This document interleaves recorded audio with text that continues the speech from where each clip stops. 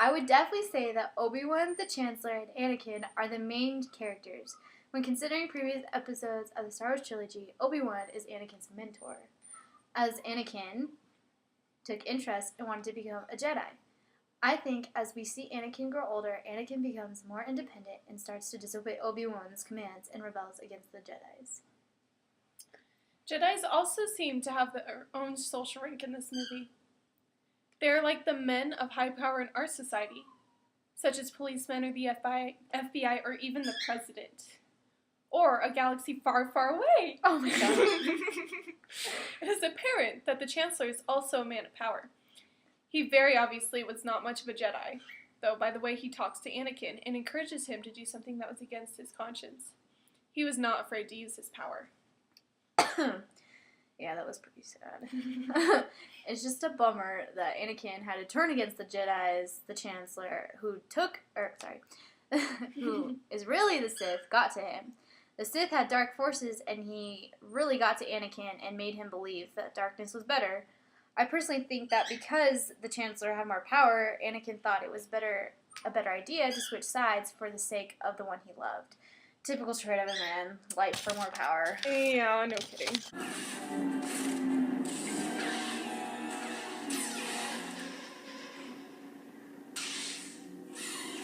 Good, Anakin, good.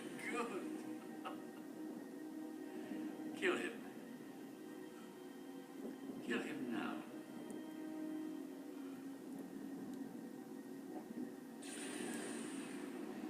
I shouldn't. Do it. I guess Jedis who have such a reputation as Anakin, who are skilled and have doubled their power in such a short time, would be thought of as older Jedis. Usually it takes more time to gain that much power as a Jedi.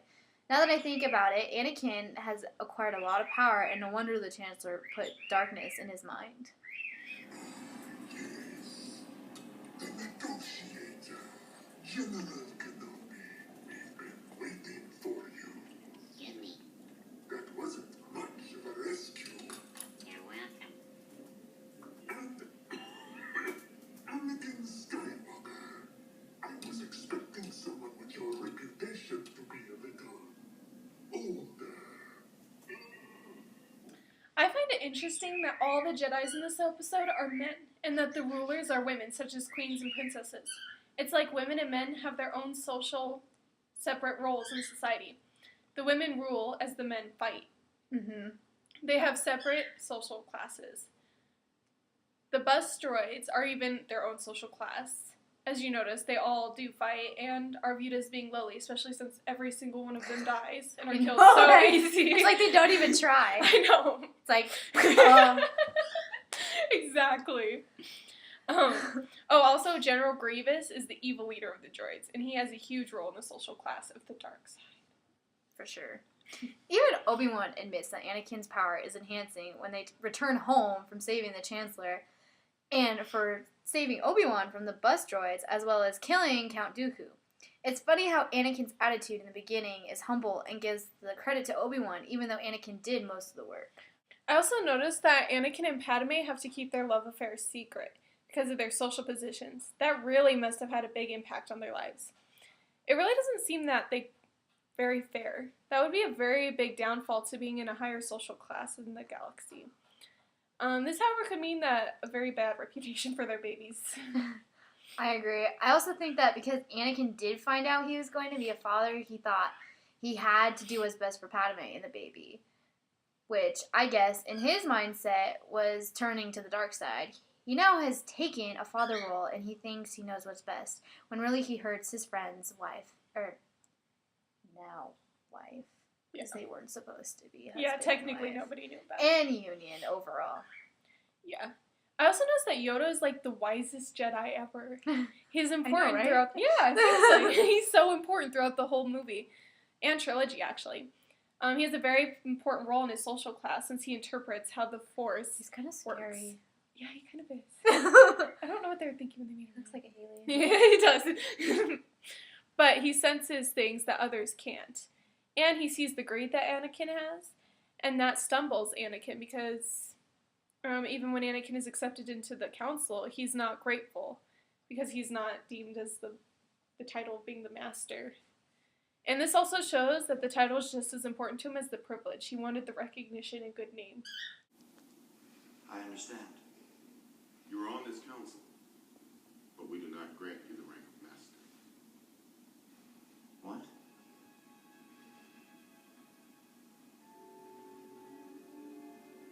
How can you do this? This is outrageous. It's unfair. How can you be on the council and not be a master? Take a seat, young Skywalker. Obi-Wan mentions that his allegiance to the Jedi's is that the allegiance of the Jedi's is to the Senate and not to its leader. Anakin was very unwilling to do what was against his conscience for his social class. He does not have the faith in the Jedi allegiance anymore. Also, when he tells Padme about what's going on in the Senate, she implies that maybe the evil they are fighting is the government there. And Anakin gets very offended and starts calling her out on her loyalty when really she is just throwing her ideas around, typical woman, for the sake of their baby. I honestly don't know why he was even getting mad at her when he was the one who killed Count Dooku when that wasn't according to the Jedi Code. So he's being a huge hypocrite. Maybe it was his He guilt. was being a huge hypocrite. Yeah, he was. Well, the Chancellor's view of the Jedi's purpose is very different than what the Council views it as. Discovering that the Council does not trust him makes him feel that they are not loyal. The social classes are rising against each other, I noticed in this episode. And the government is losing its faith and trust within itself, and it begins to fall apart because of that. And when Anakin discovers that the powers of the dark side and realizes it has the power to save his loved ones, he starts to contemplate switching to the dark side.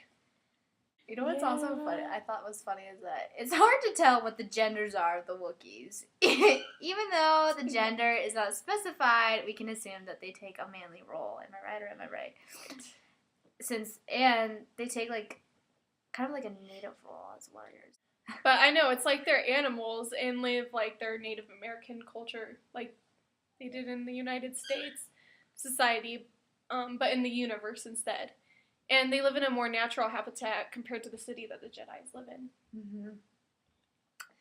As the Chancellor and Anakin's relationship developed, the Chancellor did end up admitting that he was a Sith Lord to him and ended up manipulating him into thinking that it is better to have the knowledge of both the good and bad forces, and that alone convinces Anakin to consider going to the dark side.